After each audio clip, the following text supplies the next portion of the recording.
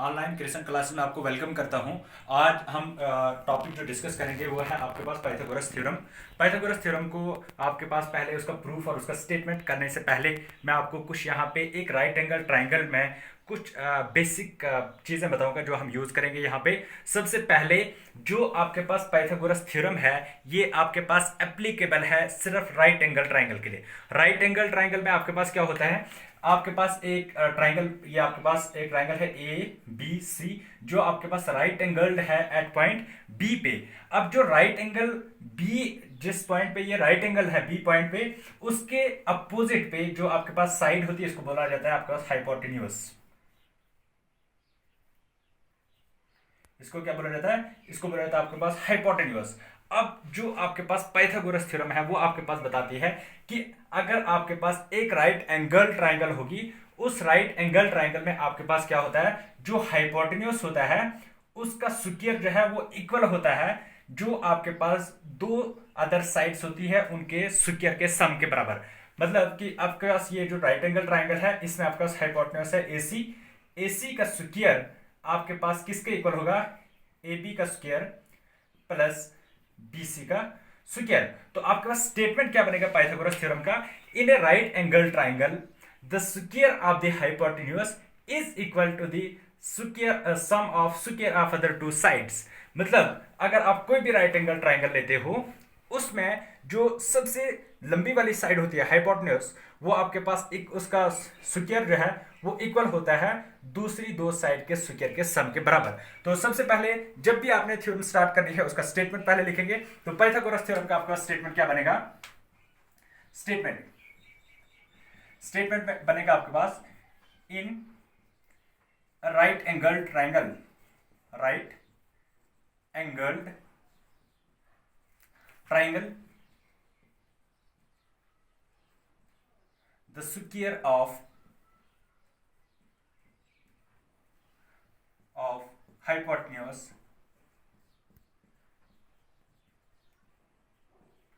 is equal to the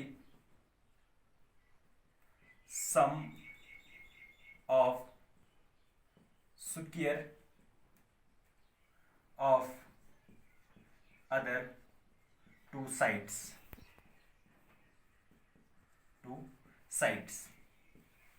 अब statement के बाद हम इस पाइथागोरस थ्योरम को क्या करेंगे, प्रूफ करेंगे। मैथमेटिकली हम इसका प्रूफ निकालेंगे कि आपके पास जो हाइपोटेन्यूस का स्क्वायर है वो आपके पास इक्वल होता है जो दूसरी दो साइड्स होती है उनके सम के स्क्वायर के बराबर। अब सबसे पहले यहाँ पे मैंने आपको पहले भी अपनी पहली वीडियोस में बताया है, पहले लेक्चर्स में बताया है कि जब भी आपने कोई भी थ्योरम को प्रूफ करना है उसमें आपका स्टेप रहेंगे, पहला गिवन, दूसरा आपके पास टू प्रूव रहेगा, तीसरा आपके पास कंस्ट्रक्शन इफ रिक्वायर्ड, और फोर्थ वाला स्टेप प्रूफ रहेगा। तो सबसे पहले इस थ्योरम को स्टार्ट करने से पहले मैं इसके कुछ स्टेप लिखूंगा। सबसे पहला वाला स्टेप आपके पास गिवन, गिवन में लूंगा a right angle triangle, a right angle triangle A B C, right angle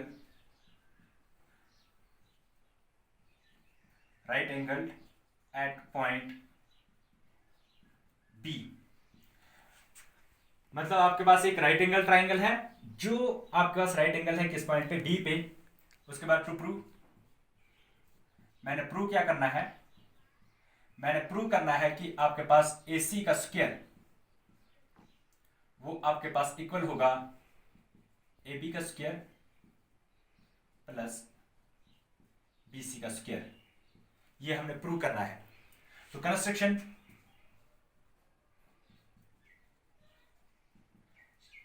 में मैं क्या लिखूंगा, मैं लिखूंगा ड्रा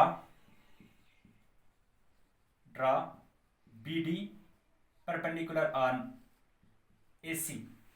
मैं यहां पे एक लाइन सेगमेंट ड्रा करता हूं BD, ये मैंने एक लाइन सेगमेंट ड्रा किया, इसका नाम मैंने रखा D, जो आपके पास परपेंडिकुलर होगा किस पे, AC पे। मतलब ये वाला एंगल भी 90 और ये वाला एंगल भी आपके पास कितना होगा, 90 डिग्री। यहां पे मैं इस एंगल को 1 से डिनोट करता हूं ऊपर वाले, और जो नीचे वाला एंगल है उसको मैं डिनोट करता हूं 2 से। अब इस फिगर की मदद से हमने इस थ्योरम को प्रूव करना है, तो मैं लिखूंगा प्रूफ। प्रूफ सबसे पहले प्रूफ में मैं क्या लिखूंगा, मैं यहां पे ट्राइंगल लूंगा, मैं लूंगा ए बी और सी, ए बी और सी एंड ट्राइंगल ये वाली लूंगा ए डी और बी, ए डी और बी। सबसे पहले मैं लिखूंगा angle A is equal to angle A. देखो ए बी सी में आपके पास ये वाला एंगल कॉमन, ये वाला एंगल है ए, और ए डी बी में भी आपके पास एंगल ए आता है। दिस मीन्स कि दोनों ट्राइंगल्स में ए बी सी में और ए डी बी में आपके पास जो कॉमन एंगल है वो है आपके पास ए। तो मैं यहां पे रीजन लिखूंगा इसका कॉमन, मतलब ये दोनों ट्राइंगलों में है। उसके बाद मैं लिखूंगा angle B is equal to angle 1। देखो A B C right angle at point B, मतलब ये एंगल आपके पास 90 डिग्री है। ए डी बी मैंने यहां पे बाई कंस्ट्रक्शन किया है कि B D is perpendicular on A C, तो दिस मीन्स आपके पास क्या होगा, एंगल 190 डिग्री होगा। तो यहां पे हम रीजन क्या लिखेंगे, each 90 degree, each 90 degree.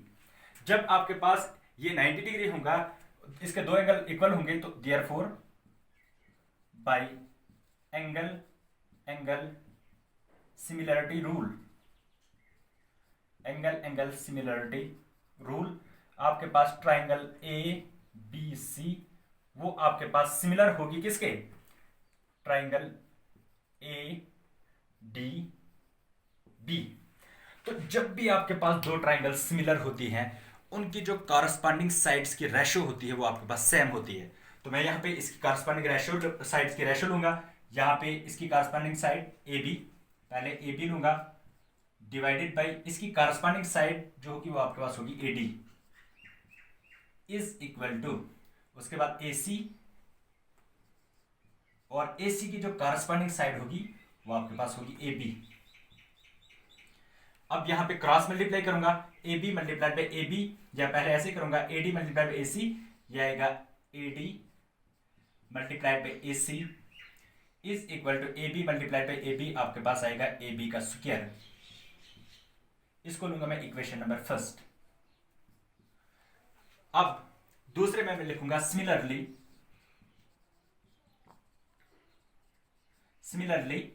Triangle A B C, वो आपके पास ए बी सी ये आपके पास सिमिलर होगी सी डी बी के, सी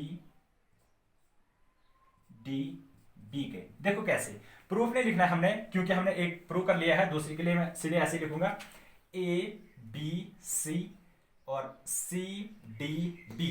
देखो ए बी सी में आपका एंगल सी आता है, और सी डी बी में भी आपके पास कौन सा एंगल आता है, सी वाला एंगल आता है।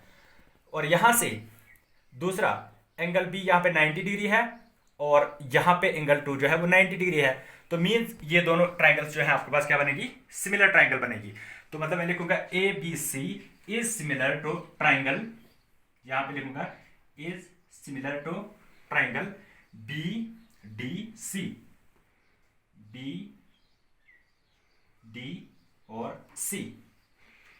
जब आपके पास दो ट्राइंगल सिमिलर होती हैं, उनकी कॉरस्पॉन्डिंग साइड्स की रेशो इक्वल होती है, तो मैं यहां से क्या लिखूंगा, BC डिवाइडेड बाय, यहां पे BC की कॉरस्पॉन्डिंग साइड आपके पास आएगी DC is equal to AC divided by, और इसकी कॉरस्पॉन्डिंग साइड आएगी आपके पास BC। अब यहां पे फिर से क्रॉस मल्टीप्लाई करूंगा, AC multiplied by DC is equal to BC multiplied by BC, आपके पास बनेगा BC का स्क्वायर। इसको लूंगा इक्वेशन नंबर सेकंड। अब मैं क्या करूंगा, इक्वेशन फर्स्ट और इक्वेशन सेकंड को मैं क्या करूंगा, मैं ऐड करूंगा। एडिंग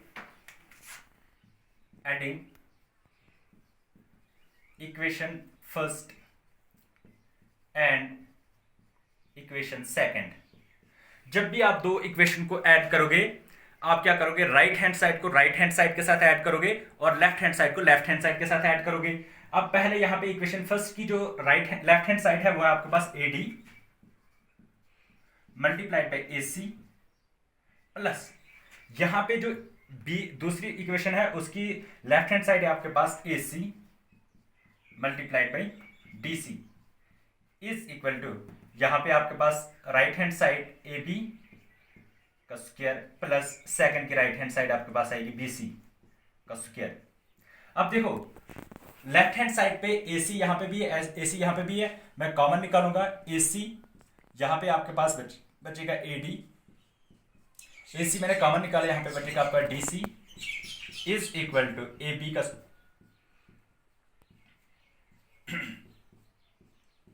ठीक है। अब देखो AC multiply by AD plus DC, AD plus DC वो आपके पास सारी लाइन बनेगी AC is equal to AB का स्क्वायर प्लस BC का स्क्वायर। अब AC मल्टीप्लाई बाई AC आपके पास आएगा AC का square is equal to AB का स्क्वायर प्लस BC का स्क्वायर। तो यही हमने प्रूव करना था, AC का square is equal to AB का स्क्वायर प्लस DC का स्क्वायर। मतलब आपके पास the square in a right angle triangle the square of hypotenuse is equal to the sum of the square of other two sides. तो यही आपके पास क्या थी, पाइथागोरस थ्योरम, हेंस प्रूव्ड। ये थी आपके पास थ्योरम, पाइथागोरस थ्योरम। अब इस पाइथागोरस थ्योरम को सबसे कुछ मैं आपको इसकी बैकग्राउंड बताऊंगा और कुछ मैं आपको यहाँ पे इसके बेसिस पे कुछ आपके पास दो तीन यहाँ पे एग्जांपल लिखूंगा। सबसे पहले जो पाइथागोरस थ्योरम थी, यहाँ पे हमारे पास इंडिया का एक मैथमेटिशियन था, उसने हमारे पास इसका कंसेप्ट दिया था। तो सबसे पहले मैं उस मैथमेटिशियन का नाम लिखूंगा यहाँ पे। उसने क्या बोला था, हमारे पास इंडिया का एक मैथमेटिशियन था, इंडिया का आपके पास एक मैथमेटिशियन था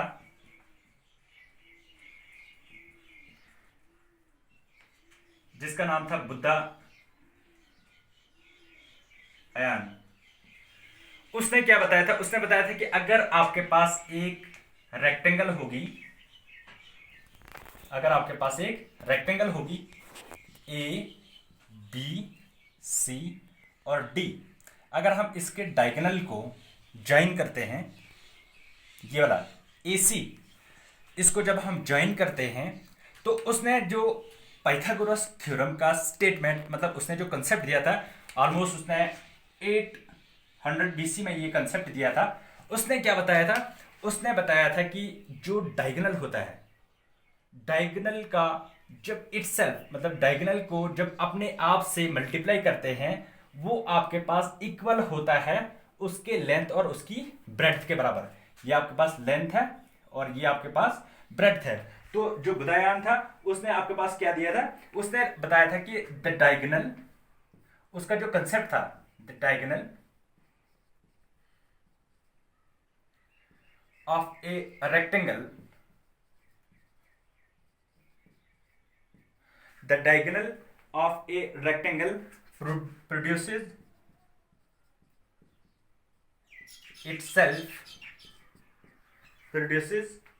itself the same area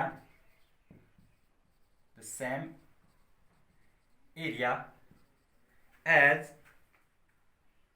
produced by both its length and breadth। मतलब उसने क्या बताया था, उसने 800 BC पहले क्या बताया था कि उसने बताया था कि अगर आपके पास एक रेक्टेंगल है, उसका डायगोनल अपने आप से जो एरिया देता है वो आपके पास इक्वल होता है किस एरिया के बराबर, उसकी लेंथ और ब्रेड्थ के एरिया के बराबर। तो इस मतलब यहां पे जो इसका डायगोनल है वो आपके पास है AC का स्क्वायर। जब भी आप एरिया निकालोगे, लेंथ मल्टीप्लाई बाय ब्रेड्थ आपके पास एरिया होगा, इज इक्वल टू यहां पे देखो AC मल्टीप्लाई बाय AC और यहां पे लेंथ इंटू लेंथ, या आपके पास आएगा CD का स्क्वायर प्लस यहाँ पे AD का स्क्वायर। ये हमारे पास पहले पाइथागोरस थ्योरम का स्टेटमेंट दिया था, हिंदुस्तान का एक मैथमेटिशियन था। ठीक है, अब इसके बेसिस पे मैं एक दो एग्जांपल आपको देता हूं। अगर मैं ये वाली साइड, मैं आपके पास एक राइट एंगल ट्राइंगल लेता हूं, राइट एंगल ट्राइंगल में ये वाली साइड में 3 लेता हूं, ये 4 लेता हूं, A B और C, और ये वाली साइड आपके पास 5 होगी। अब एक ट्राइंगल में, राइट एंगल ट्राइंगल में अगर आपके पास एक साइड 3 होगी, दूसरी आपके पास 4 होगी, उसका हाइपोटेन्यूज आपके पास 5 होगा। ये जो आपके पास 3 लेंथ्स होती हैं किसी ट्राइंगल्स की, इनको हम बोलते हैं Pythagoras triplet. Pythagoras triplets, Pythagoras triplets. तो अपनी नेक्स्ट वीडियो में जब हम नेक्स्ट लेक्चर इसका स्टार्ट करेंगे तो हम आपको लगभग 4 या 5 पाइथागोरस ट्रिपलेट और बताएंगे। मुझे लगता है कि आई होप कि आपको आज की वीडियो अच्छी लगी होगी। आप हमारे वीडियो को लाइक करें, हमारे चैनल को सब्सक्राइब करें और बेल आइकन को प्रेस करें, ताकि जब हम नेक्स्ट वीडियो अपलोड करेंगे तो नोटिफिकेशन सबसे पहले आपको पहुंचे। Thank you.